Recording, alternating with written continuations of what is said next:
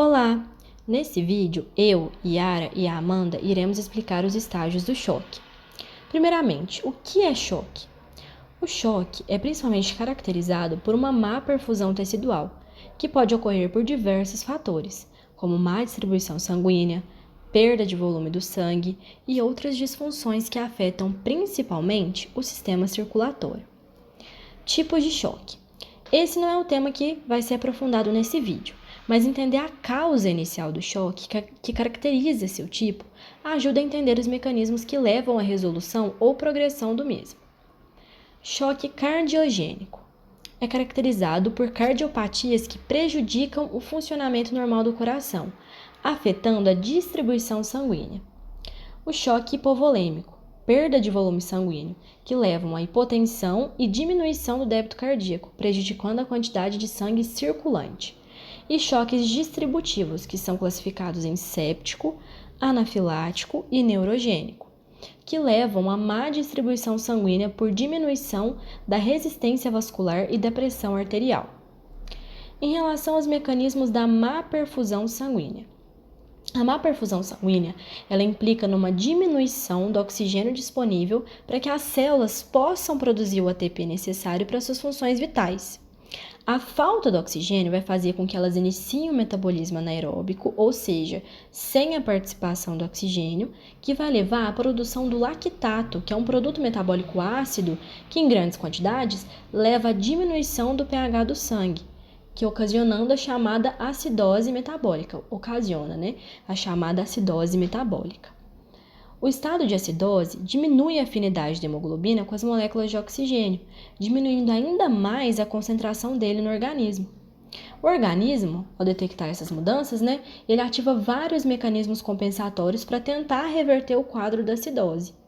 Caso esse quadro persista, as células elas esgotam suas reservas energéticas usadas para o metabolismo anaeróbico, resultando numa necrose tecidual isquêmica, ou seja, por falta de suprimento de oxigênio, que pode evoluir para um quadro de falência múltipla de órgãos. Em relação aos estágios do choque, o quadro de choque ele pode ser dividido por etapas, que são o estágio não progressivo, que é quando ocorre a má perfusão tecidual, mas os mecanismos compensatórios conseguem reverter esse quadro. O estágio progressivo, que é quando o organismo ele não consegue reverter esse quadro. E aí o choque evolui gradativamente e sem nenhuma intervenção médica pode evoluir para um quadro irreversível. Estágio irreversível. Os danos causados pelo choque impedem que o organismo mantenha suas funções normais, ou seja, que mantenha sua homeostasia, mesmo com intervenções levando o animal ao óbito. Agora eu vou explicar os estágios do choque, explicando o que ocorre especificadamente em cada um deles. Começando pelo estágio não progressivo, que é um estágio onde o corpo encontra-se em estado de choque, mas há ativação de mecanismos compensatórios que conseguem reverter a má perfusão tecidual, trazendo o organismo de volta ao seu estado fisiológico normal. Esse estágio é resolutivo, pois é necessária apenas a ativação desses mecanismos compensatórios para que se cesse o estado de choque. Agora vamos entender quais são esses mecanismos. Primeiramente, devemos entender que um organismo em estado de choque encontra-se hipotenso. Essa hipotensão leva à ativação de barroreceptores, que são receptores que detectam as variações de pressão que ocorrem no corpo. Esses receptores, então, percebem a queda da pressão e enviam sinais ao sistema nervoso que estimulará a liberação das catecolaminas, como a norepinefrina. A norepinefrina age em diferentes sistemas. No sistema cardiovascular, ela aumenta a excitabilidade do coração, aumentando assim a frequência cardíaca e promovendo a vasoconstrição, elevando a pressão arterial e o débito cardíaco. Também há um aumento da frequência respiratória para compensar um aumento da frequência cardíaca e promover a troca gasosa. E esses mecanismos, então, conseguirão reverter esse estado de má perfusão tecidual. Outro mecanismo ocorre devido a fenômenos endócrinos. Ocorre, então, a ativação do sistema renina-angiotensina-aldosterona. A renina é um hormônio liberado pelos rins que promove a liberação da angiotensina, mais especificadamente da angiotensina 1. A angiotensina 1, então, é convertida pela enzima ECA em angiotensina 2. A angiotensina 2 é um hormônio vasoconstritor que também estimula a liberação de aldosterona nas glândulas adrenais.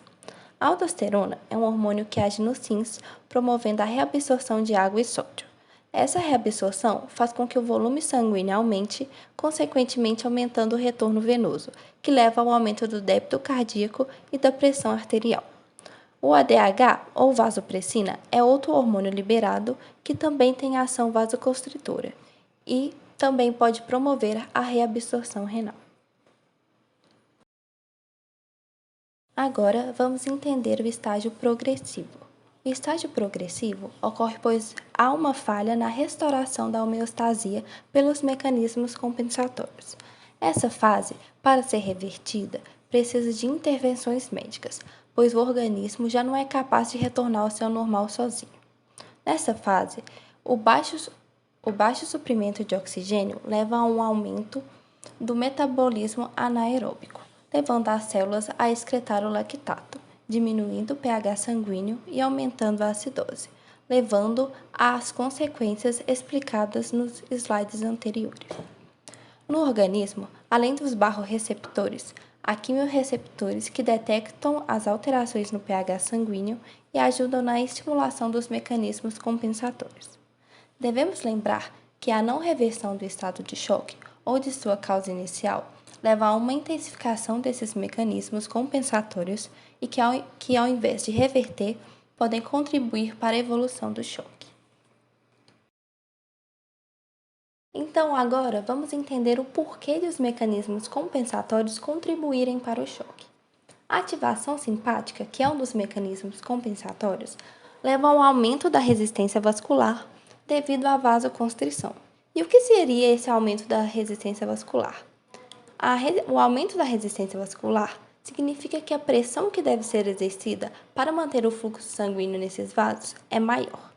Nesse caso, se o paciente está acometido por um choque cardiogênico, esse mecanismo tende a piorar a situação, pois devemos lembrar que o choque cardiogênico ocorre devido a cardiopatias, ou seja, o coração não exerce sua função de maneira apropriada e, mesmo com a ativação simpática, ele não é capaz de manter uma pressão que vença essa nova resistência vascular, fazendo com que o sangue nesses vasos flua mais devagar.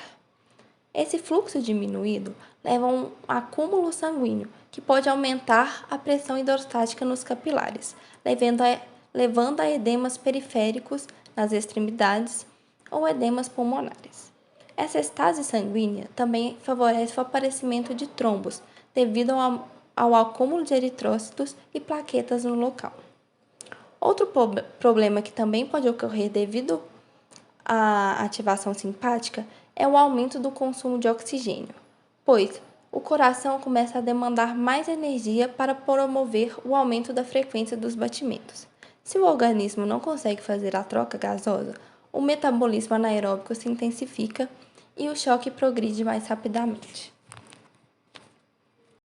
Outros fatores que contribuem para a progressão do choque são os tipos, ou seja, sua causa inicial, pois ela pode ser determinante ou não para a reversão desse estado. Como, por exemplo, um animal com choque neurogênico, causado por lesões neuronais, que podem afetar a capacidade contrátil dos vasos, provavelmente evoluirá para um estado de choque irreversível, pois as lesões nervosas são raramente tratáveis, assim, torna-se difícil restabelecer a homeostasia desse organismo e assim reverter o choque. Outro fator é a presença de um processo inflamatório ativo, como ocorre no choque séptico e anafilático. Isso ocorre pois nas reações inflamatórias ocorre a liberação de aminas vasoativas e também dióxido nítrico, moléculas potencialmente vasodilatadoras e que aumentam a permeabilidade dos vasos. O aumento da permeabilidade dos vasos faz com que o líquido plasmático extravase para o interstício, ocasionando o edema e, se ocorre de maneira exagerada, leva a uma hipovolemia, diminuindo assim o retorno venoso e, consequentemente, o débito cardíaco e a pressão arterial. A vasodilatação também pode ocorrer de forma exacerbada, tanto que os estímulos vasoconstritores dos mecanismos compensatórios são inibidos, contribuindo para a queda da pressão arterial e a diminuição do sangue circulante. Devemos lembrar, se o sangue não circula, não há perfusão tecidual ou trocas gasosas. Agora vamos falar do estágio irreversível. Esse estágio é chamado de irreversível, pois os mecanismos compensatórios ou intervenções médicas não conseguem reverter o choque. Não se sabe exatamente em que ponto o choque se torna irreversível, mas a falta de suprimento de oxigênio e a intensificação do metabolismo anaeróbico faz com que a energia utilizada pelas células para esse tipo de respiração acabe, cessando a produção de ATP, que é vital para a funcionalidade celular. Sem o ATP, as enzimas lisossomais contidas nas células são liberadas e inicia-se o processo de morte celular, ou seja, uma necrose que, como já sabemos, é irreversível. Essa necrose começa a ocorrer gradativamente em todos os tecidos, que perdem sua função. Os órgãos vitais, ao perder sua função, prejudicam o funcionamento de outros, pois muitos sistemas estão interligados, levando a uma falência múltipla de órgãos que levam ao óbito.